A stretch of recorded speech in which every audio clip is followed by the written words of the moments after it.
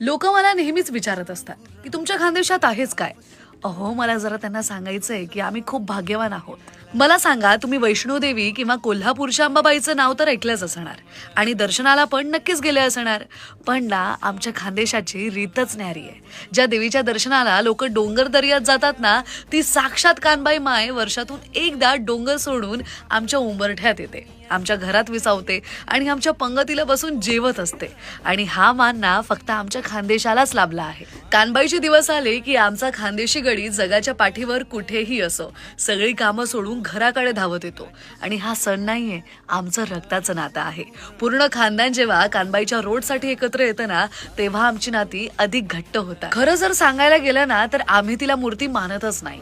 ती सासूरवाशीण म्हणून माहेरी आलेल्या आमच्या लाडक्या लेकीसारखी असते. तिला नटवणं, तिचं लाड करणं हे सुख कोणत्याही मोठ्या मंदिरातल्या रांगेत मिळत नाही.